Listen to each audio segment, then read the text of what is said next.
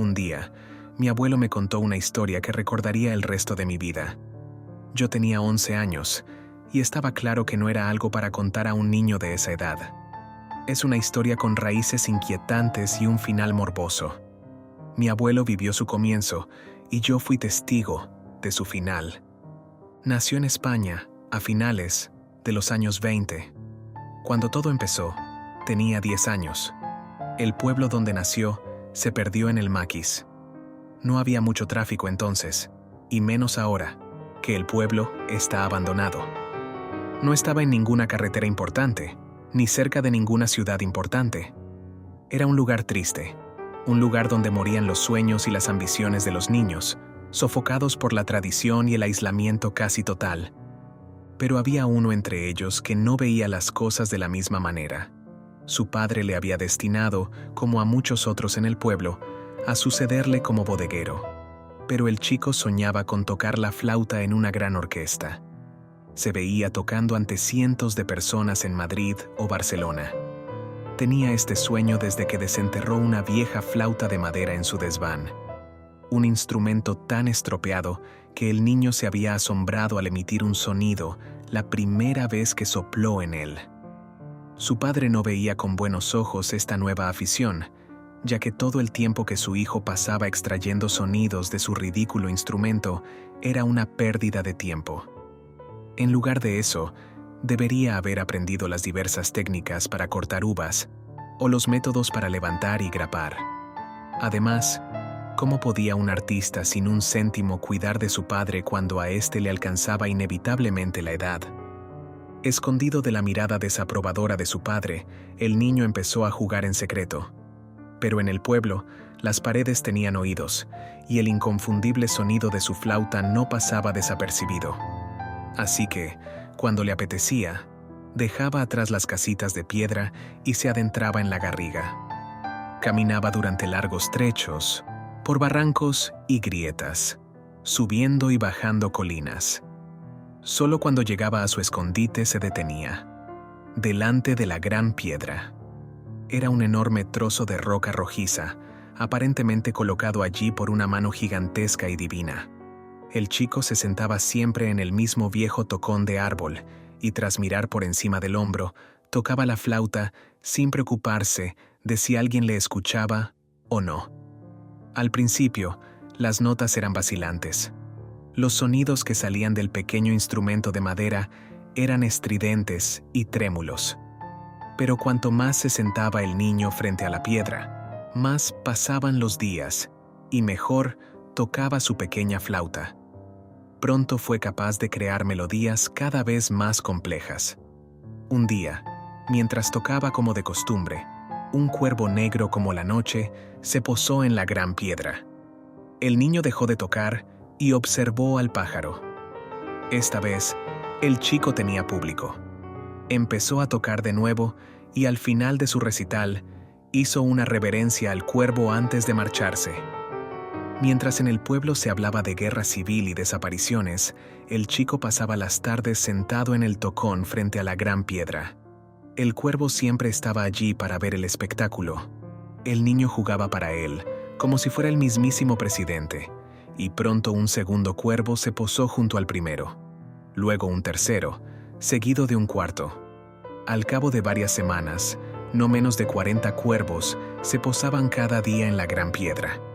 Incluso llegó antes que él. El niño subía entonces al escenario y saludaba a su público. Pero con el tiempo, sus conciertos se hicieron más raros. Su padre le prohibió salir a última hora de la tarde y le ordenó que se mantuviera alejado de la gran piedra roja. Finalmente, le prohibió salir. La gente desaparecía del pueblo. El panadero había desaparecido, seguido del molinero. Gente que hablaba demasiado alto, según el padre del niño.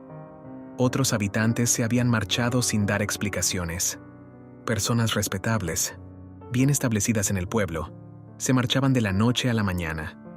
El dulce sonido de la flauta, las melodías, el aire fresco, todas estas cosas echaba de menos el niño, mientras paseaba junto a la ventana. Y así, un mes más tarde, cuando ya habían desaparecido más aldeanos. El pequeño aprovechó el pesado sueño de su padre para escabullirse. La noche caía lentamente y muchas de las casas estaban ahora desocupadas. La historia cuenta que cuando el niño llegó no muy lejos de la gran piedra, vio la luz y cientos de cuervos volando en círculo alrededor del lugar. Los habitantes que quedaban en el pueblo, aunque eran pocos, contaron que oyeron un ruido terrible y seco. Como un latigazo titánico, resonó por todo el valle. También se decía que un olor atroz se podía percibir en todo el pueblo, incluso en el interior de las casas. Fuera lo que fuese lo que le ocurrió al niño, nunca regresó de su paseo crepuscular.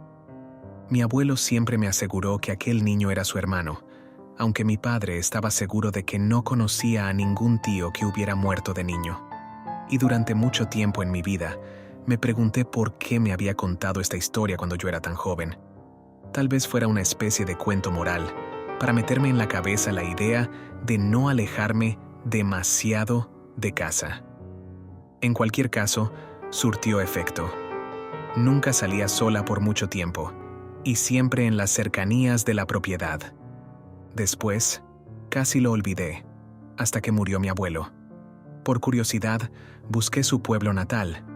No encontré nada sobre la leyenda de un niño que tocaba la flauta a los cuervos. Pero descubrí algo mucho más triste. El pueblo, cuando mi abuelo era niño allí, había sido destrozado por la Guerra Civil Española.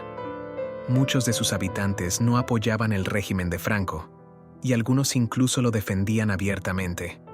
Las tropas nacionalistas estacionadas en la zona hacían incursiones periódicas en el pueblo para expulsar a los habitantes que se manifestaban demasiado a favor de los republicanos, sospechando que les ayudaban en su derrota. Durante mucho tiempo, los descendientes de los desaparecidos ignoraron el destino de sus antepasados.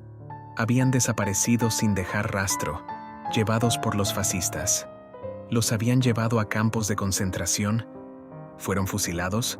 ¿Dónde estaban sus cuerpos? Preguntas que quedaron sin respuesta durante mucho tiempo. Pero hace unos años, estas familias se unieron para instar al gobierno español a que investigara su caso.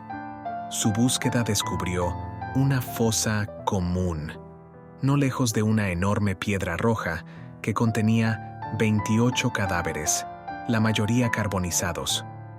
Todos tenían disparos en la cabeza o en el cuello. Solo había un cadáver cuyos huesos permanecían intactos.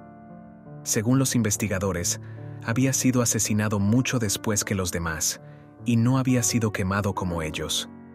Era el esqueleto de un niño, también con una marca de bala entre los ojos. Lo que acabó de convencerme de la veracidad de la historia de mi abuelo fue el objeto que el niño sostenía en su mano, aún apretada. Una pequeña flauta de madera.